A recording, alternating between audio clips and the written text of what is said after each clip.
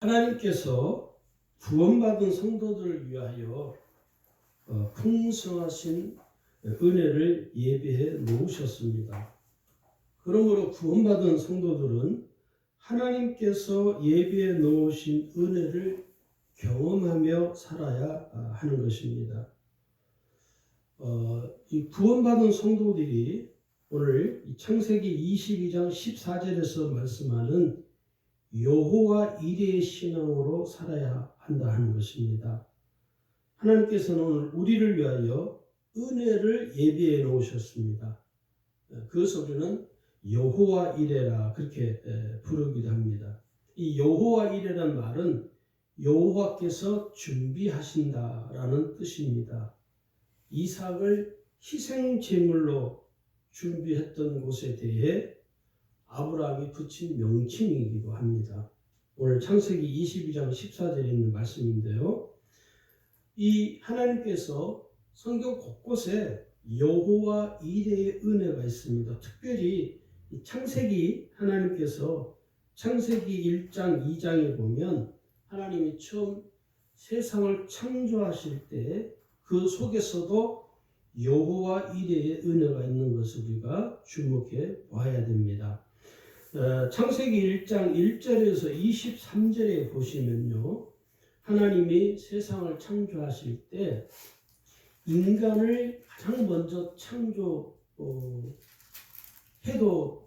그렇게 전혀 무방하거든요. 그런데 성경을 우리가 보면 하나님이 사람을 가장 먼저 창조하지 아니하고 인간을 창조하기 이전에 하나님께서 모든 만물을 창조해 놓으셨습니다. 그러면서 이 첫째 날, 둘째 날, 셋째 날, 넷째 날 하나님께서 만물을 창조하시고 난 다음에 인간을 마지막으로 창조하셨죠. 그러면서 거기 보시면 이 인간을 위해서 이렇게 말하면 또 조금 다를 수 있다고 생각할 수 있는데 첫째 날부터 다섯째 날까지는 이 세상에 필요한 모든 환경을 하나님이 조성을 하신 것이죠.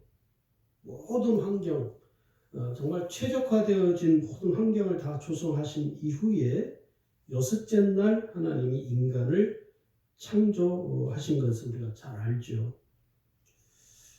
예를 들어서 하나님께서 인간을 만약에 한 둘째 날 창조했다면 어떻게 됐을까요? 참 쉽게 말하면 이런 거죠. 집을 이렇게 짓는데 집을 짓는 그 과정에 사람이 그 속에 들어가서 살 수가 없잖아요. 집을 완벽하게 설계도부터 시작해서 기초공사부터 시작해서 조적을 하고 또 벽돌을 쌓고 안에 인테리어를 다 갖추고 또 준공검사를 다 맡고 난 이후에 모든 것이 완벽하게 건물이 완성이 된 이후에 우리 사람들이 거기에 들어가서 기거를 하는 것이죠. 그렇게 이해를 하시면 틀림이 없습니다. 하나님이 이 세상이라는 공간을 하나님이 만드시고 모든 완벽하게 최적의 상태를 하나님이 조성을 하시고 난 이후에 인간이 거기에 거할 수 있도록 하나님이 인간을 여섯째 날 창조하신 것입니다. 그래서 하나님께서 그 에덴 동산 하나님이 창조해 놓으신 인간이 살 수 있는 가장 최적의 상태, 부족함이 전혀 없는 그걸 우리는 완전한 삶이라고 이야기하죠. 지금 우리가 사는 삶은 완전한 삶이 아니죠. 불완전한 삶이죠. 그런데 그 에덴 동산이라는 곳은 완전한 삶입니다. 아무 부족함이 없는, 거기에는 질병도 없고 거기에는 무슨 부끄러움도 없고 수치심도 없고 거기에 무슨 상처가 없는 것입니다. 그야말로 완벽한 최적의 환경이 조성되는 곳이죠. 거기에서 이 아담과 하와의 삶은 그야말로 부족함이 없는, 전혀 모자람이 없는 최적의 삶을 사는 것이죠. 그 모든 것들을 하나님이 예비해 놓으신 것입니다. 그걸 우리는 오늘 말씀에 여호와 이레라고 우리가 말하는 것입니다.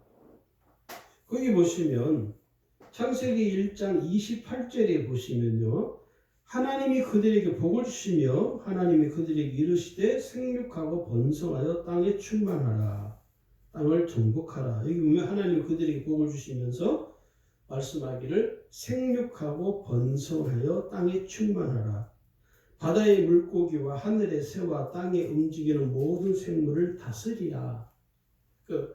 에덴 동산에 있는 모든 것을 누릴 수 있는 그 축복권, 또 그것을 관리할 수 있는 모든 권한들을 하나님이 이 아담과 하에게 허락을 하신 것입니다. 이 모든 것들이 하나님이 예비해 놓으신 것이다 하는 것이죠. 그 다음에 우리가 이 십자가의 은혜를 통해서 여호와 이레의 은총을 우리가 알게 됩니다. 이 십자가의 고난을 통해서 여호와 이레의 은총이 있어요. 만약에 여러분 한번 생각을 해보세요. 예수님께서 만약에 십자가를 짊어지지 않았더라면 어떻게 될까요? 그리고 예수님이 십자가에서 죽으시지 않았더라면 우리는 지금도 아마 영원히 죄에서 헤어날 수가 없습니다. 죄에서 구원받을 길이 없는 것이죠. 그 예수님의 십자가의 고난과 죽음이 예비되어 있기 때문에 우리가 그 죄에서 구원받을 수 있는 것입니다. 그래서 이 구약 성경을 잘 보면, 구약은 신약 성경에 이루어지는 그 말씀이 예언되어진 성경이죠. 예수님에 대해서 메시아에 관해서 구약 성경에 예언이 되어 있는 것은 신약 시대에 가서 신약 성경에 예수님이 이 세상에 메시아로 오실 것을 이미 성경에 예언을 하고 있는 것입니다. 이미 하나님이 구약 성경에 메시아가 이 세상에 오실 것을 이미 예비해 놓으신 것이죠.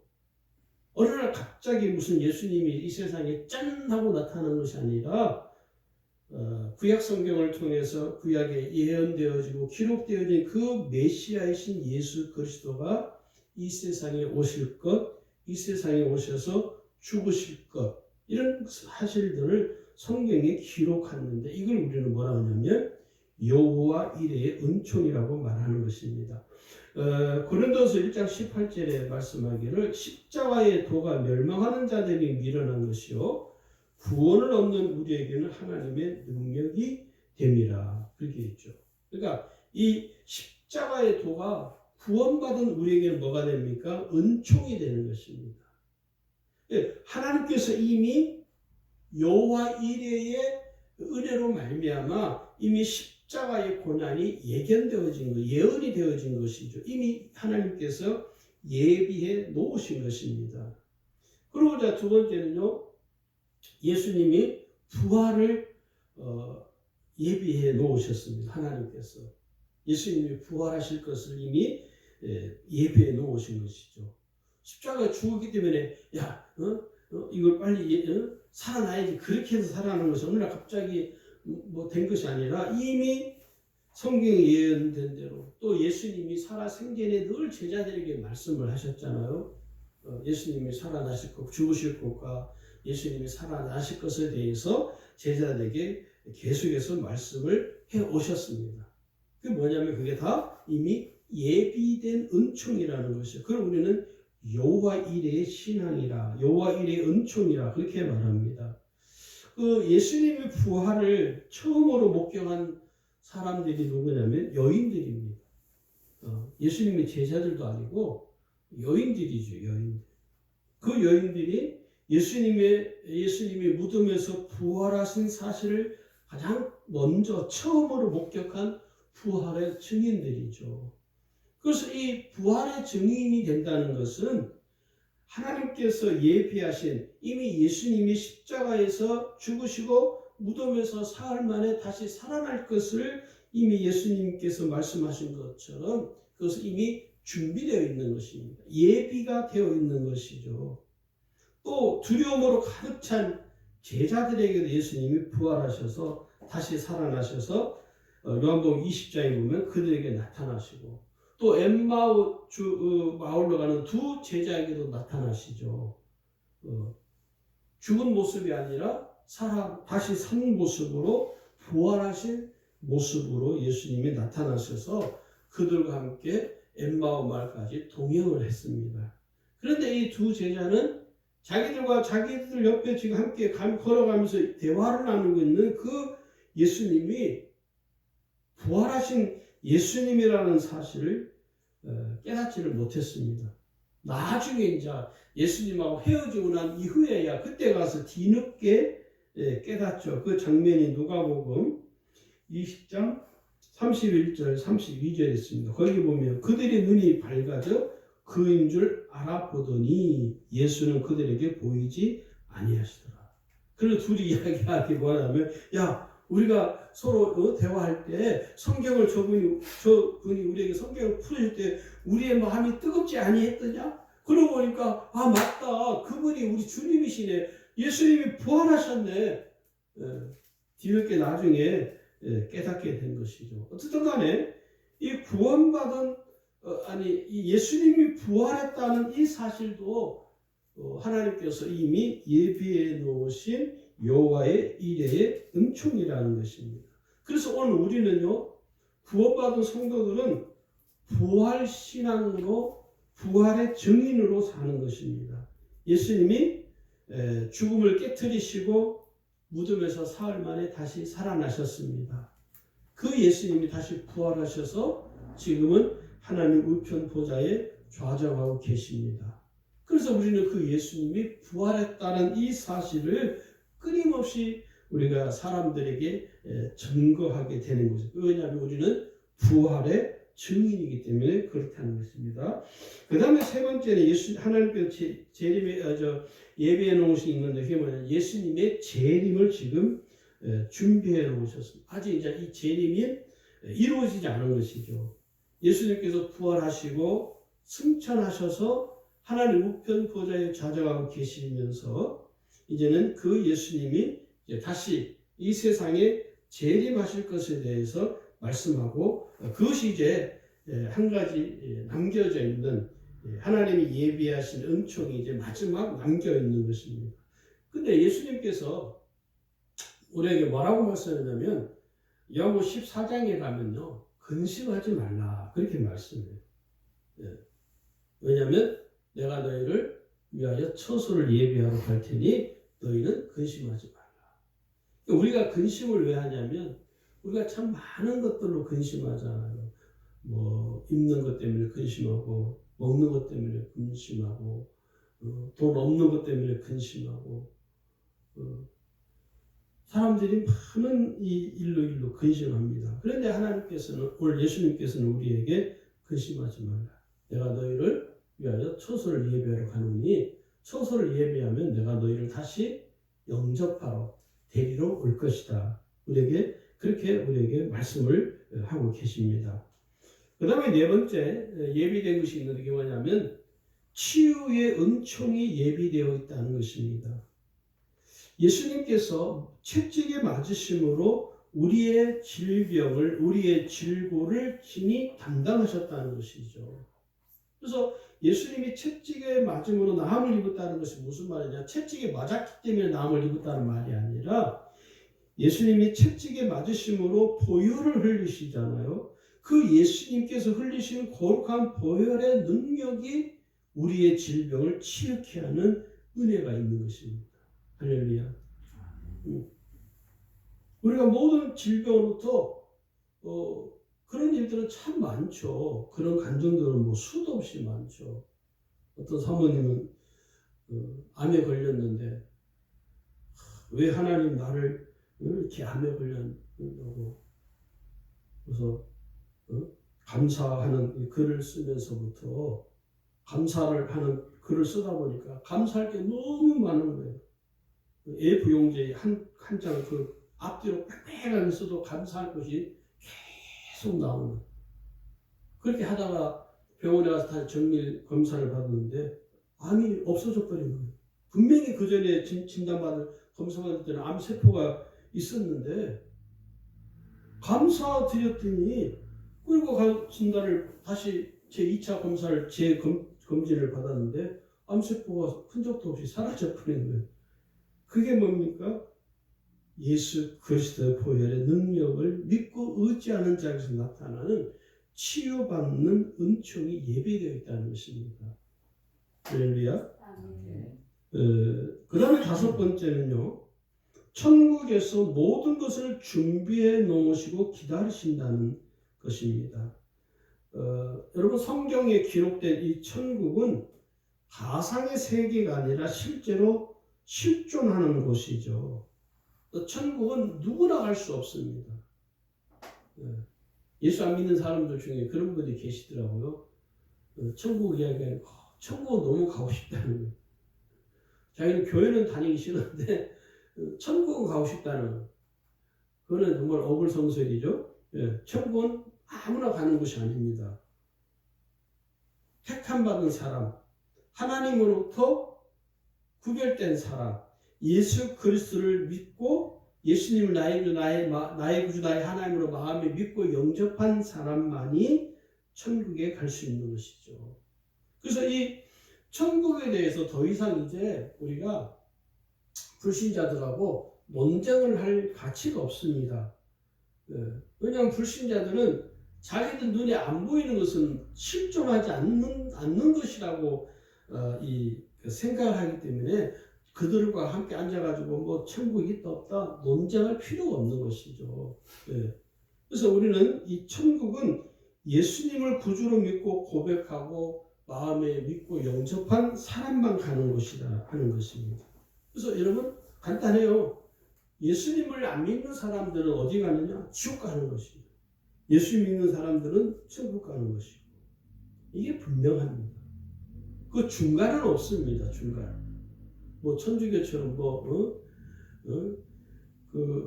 자기 부모가 예수 안 믿고 죽었는데 말이에요. 그 부모를 위해서 뭐 공로를 쌓으면 옮겨지고 그렇지 않습니다. 성경은 그렇게 말하지 않거든요. 천국이면 천국이고 지옥이면 지옥이고 천국 가는 자와 지옥 가는 자로 두 개로 쫙 갈리게 돼요. 우리가 그것을 잘 깨달아야 한다는 것이죠. 자, 그 다음에 그러면 우리가 이제 이 여호와 일의 신앙으로 살아가기 위해서는 어떻게 해야 되느냐? 여호와 일의 신앙은 결국은 하나님께서 내 삶에 모든 것을 예배해 놓으셨다는 신앙입니다. 하나님이 나를 위해 준비해 놓으셨다. 우리가 그것을 믿고 그 믿음을 따라 사는 것입니다. 이게 바로 여호와 일의 신앙이라는 것입니다. 첫 번째 어떤 거냐면 모든 것이 예비되어 있다는 믿음을 갖는 것입니다. 그 믿음을 가진 사람이 누구냐면 사도 바울입니다. 실제로 하나님께서는요 바울에게 이 빌립보 교회의 루디아를 만나게 하십니다. 루디아는 자조장사이면서 많은 사람들에게 비즈니스를 하기 때문에 많은 사람들과의 관계가 아주 폭넓은 여인이었습니다. 그래서 실제로 이 루디아가 사도 바울의 선교사에게 가장 혁혁한 공로를 세운 인물이기도 해요. 그래서 그 터키 그리스 선교순례를 실제로 가서 보니까 루디아 기념교회가 이렇게 세워져 있어요. 이제 사도 바울이 죽고 난 이후에 한참 많은 세월이 지난 후에 그 지역에 루디아 기념교회를 세워요. 그 정도로 루디아가 이 사도 바울의 선교사에게 엄청난 영향을 헌신을 했던 인물이죠. 그러니까 하나님께서는요 사도 바울은요 자기 어떤 소유나 자기 어떤 것을 위하여 살지 않고 오직 복음을 위해서. 그래서 그는 그 사도 바울은 그가 가는 곳마다 하나님이 사람들을 붙여주시잖아요. 감옥에서도 사람을 붙여주고 어디를 가든지 항상 하나님은 사도 바울을 위해서 뭘 예배하느냐? 사람을 예배해요. 환경을 하나님이 예배해 놓기도 하고 사람을 하나님이 준비시키는 것이죠. 그러니까 이 사도 바울만큼 여호와 일의 신앙으로 산 인물도 흔하지가 않죠. 오늘 우리 시대도 똑같다고 저는 생각이 되어집니다. 두 번째는요, 아브라함을 위하여 하나님이 예비하셨습니다. 오늘 우리가 읽은 이 본문이 뭐냐면 하나님이 아브라함을 위하여 예비하신 사건이에요. 우리가 결론을 이야기하면 하나님 앞에 하나님께 이 아브라함이 말씀에 순종해서 거부가 되었다. 이게 결론이죠. 그러나 저는 그보다 더 중요한 숨겨져 있는 더 은혜가 뭐냐면 여호와 이레의 신앙이 숨겨 있다는 것입니다. 여기 보시면 우리가 잘 아는 내용이지만 하나님께서 아브라함에게 명령을 하죠. 명령이라기보다도 하나님께서 말씀을 하십니다. 뭐라고 하냐면 내 아들 독자 이삭을 내게 번제로 바쳐라. 제물로 바치라는 것이죠. 이 번제로 드린다는 것은 이삭을 목숨을 거둬야 되는 문제이기도 합니다. 단순히 흉내내는 정도가 아니라 이삭의 목숨을 끊는 거예요, 사실은. 그래서 이 아브라함이 그 이삭을 데리고 하나님이 지시한 땅으로 모리아 땅에 산으로 이제 올라갑니다. 그래서 거기서 예배를 준비하고 또 번제단을 제단을 쌓고 그 과정 속에서 이 번제할 어린 양이 어디에 있는지 그 이삭이 아버지에게 질문을 하죠. 아버지, 불과 나무는 있는데 번제할 어린 양은 어디에 있습니까? 얼마나 궁금하겠어요. 이 어린 아들이 볼 때도 아니 지금 하나님 앞에 예배하러 가는데 왜 하나님께 드릴 이 번제물이 없는 거에 대해서 너무 궁금한 거예요. 늘 어렸을 때 그 모습을 보아왔기 때문에. 그러면서 이 아브라함이 이삭에게 이렇게 대답은 네가 번제물이다 그렇게 말하지 않고 거기 보시면요, 하나님이 자기를 위하여 친히 준비하셨다. 이 대답이 기가 막힌 대답입니다. 거기 창세기 22장 8절에 보시면 아브라함이 이르되 내 아들아 번제할 어린 양은 하나님이 자기를 위하여 친히 준비하시리라. 이 대답이요, 쉬운 대답이 아닙니다. 늘 평상시에 일상적인 삶 속에서 아브라함은 어떤 신앙이 있었냐면 여호와 이레의 신앙이 분명했던 것으로 이 말씀을 통해 우리가 쉽게 추론을 할 수 있습니다. 하나님이 자기를 위하여 친히 준비하셨다. 예비해 놓으셨다. 그러니까 이 말에 대해서, 이 대답에 대해서 그 아들 이삭도 마음을 놓는 것이죠. 아브라함은 하나님께서 친히 제물을 예배해 놓으셨다는 믿음을 가지면서 그 믿음이 뭐냐면 하나님이 자기를 위하여 준비했다는 거예요. 내가 하나님을 위하여 준비했다고 말하지 않고 하나님이 자기를 위하여 친히 준비해 놓으셨다.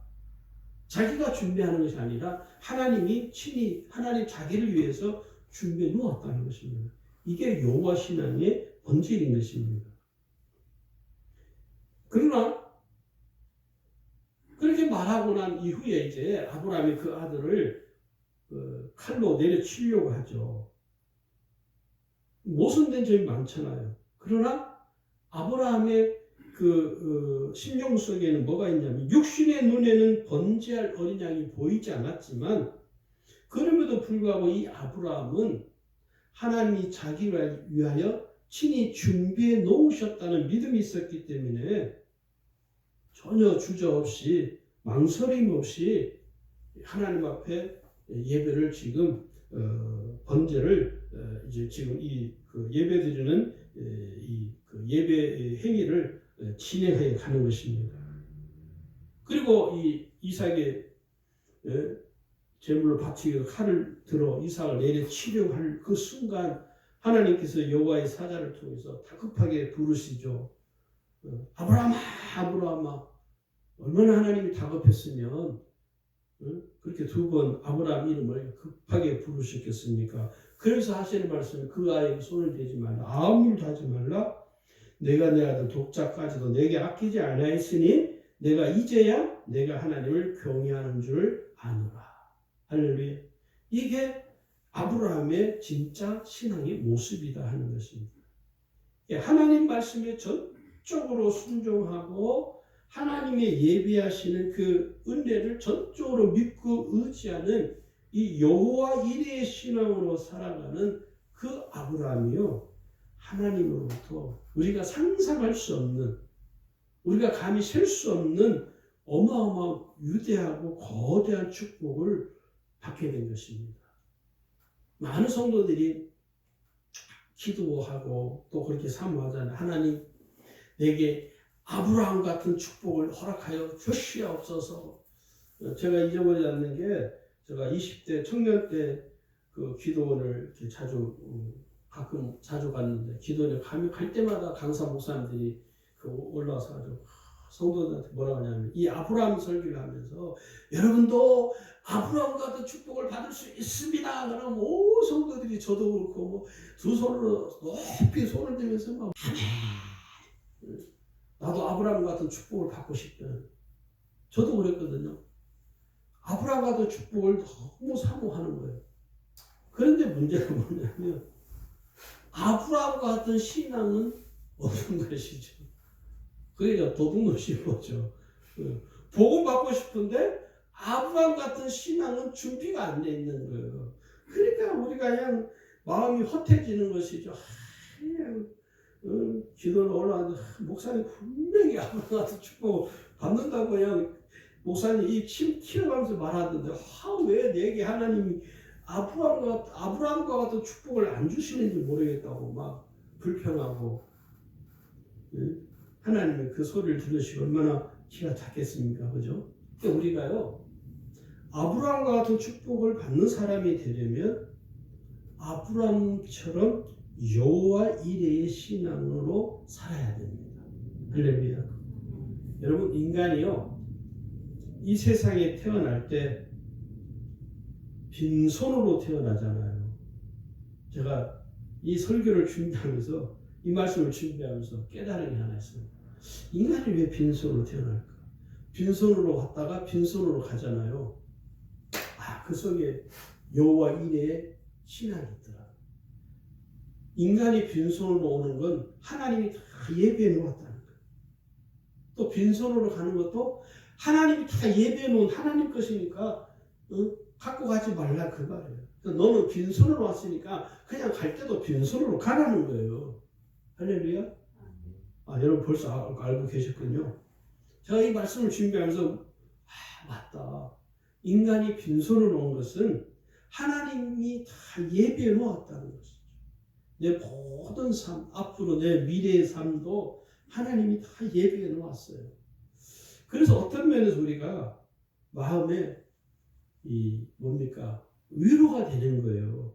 내가 막 노력하고 애쓴다고 해서 다 내게 되는 게 아니거든요. 그건 하나님 거예요. 하나님이 다 예비해 놓았기 때문에 내게 주시는 그 하나님 것을 가지고 내가 살다가 이 세상 떠날 때는 아주 그냥 쿨하게 빈손으로 가는 거예요.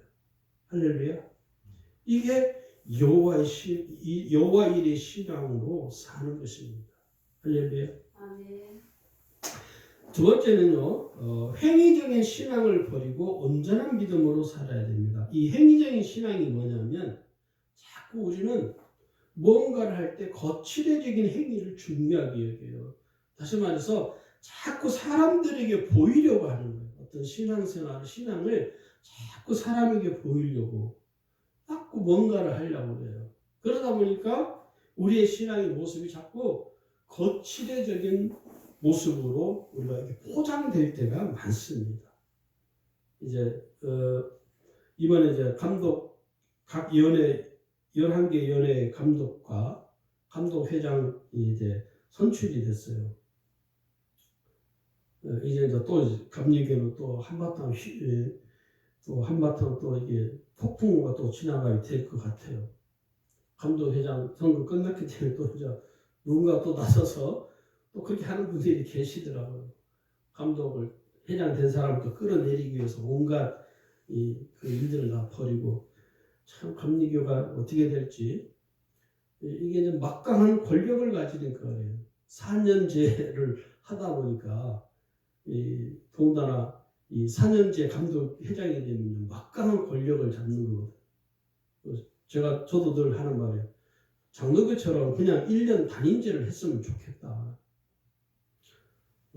이번에는 각 연예 감독 되신 분들 보니까 50대가 60대 초반, 50대 후반 목사님들이 감독이 많이 되셨어요. 광림교회 김종석 감독님 되셨더라고요. 거기도 이 50대 후반이니까 오히려 그런 면에서는 좀 저는 아주 고무적으로 봅니다. 이렇게 젊은 분들이 감독이 돼서 그래서 뭔가 우리 감리교가 좀 혁신이 일어나고 좀 개혁이 일어나는 그런 신호탄이 되지 않을까 그런 좀 좋은 면도 있는데 어쨌든 간에 우리가 자꾸 이 거치대를 너무 신경을 쓰다 보면요. 제가 어떤 이렇게 모임은 아닌데 누구를 이렇게 만났는데 뭐라고 그래요? 감사님 어떻게 복장이 참 편안하네요. 왜냐면 저는 양복 입는 것보다 이렇게 캐주얼하게 입는 걸 제가 선호하거든요. 청바지 입고 티아라 입고 있는 걸 좋아하는데 목사님들은 다 양복 입고 넥타이 메고 이렇게 폼 잡고 있는 거 아니냐고. 근데 그분도 목사 이러면 다 넥타이 메고 정장하고 그냥 건음하게 무게 잡고 있는 것으로 생각하는 거예요. 그게 뭐냐면 우리가 지나치게 이 거치대에 너무 신경을 쓰는 것이죠. 신앙도 사람에게 보이기 위해서 거치대에 너무 치우치다 보면요. 온전한 믿음으로 살아가기는 참으로 대단히 어렵습니다. 그래서 우리가 이 행위적인 거치대적인 신앙보다는 우리의 실속을 살리는, 우리의 실속을 챙기는 온전한 믿음으로 살아야 된다 하는 것이죠. 그 다음에 세 번째는 받은 은혜를 하나님의 영광을 위해서 사용해야 한다는 것입니다. 내가 하나님께 받은 은혜가 내 자랑이 되지 않도록 주의해야 한다는 것이죠. 그래서 이 신앙 간증과 자기 자랑은 또 완전히 다릅니다. 신앙 간증은 뭐냐? 내가 하나님께 받은 은혜를 통해서 하나님이 드러나는 것이고, 자기 자랑은요, 내가 하나님께 받은 것을 당연히 여기면서 당연한 것으로 여기면서 자기를 자랑하는 것이죠. 하나님이 드러내는 것이 아니라 자기를 드러내고 싶은 거예요. 그것은 잘못된 것이죠. 그래서 우리가 하나님께 받은 은혜를 어떻게 하느냐? 하나님의 영광을 위해서 우리가 사용하도록 해야 한다는 것입니다. 내가 받은 은혜를 통해서 더욱더 하나님의 영광을 드러내는 삶을 살아가도록 우리 스스로가, 우리 모두가 그렇게 되어야 한다 하는 것이죠. 오늘 이 여호와 일의 신앙을 통해서 오늘 저와 여러분이 정말 하나님께서 내 모든 삶에 하나님이 나를 위하여 다 예비해 놓으셨다. 이 믿음을 가질 수 있기를 주의 이름으로 축원합니다.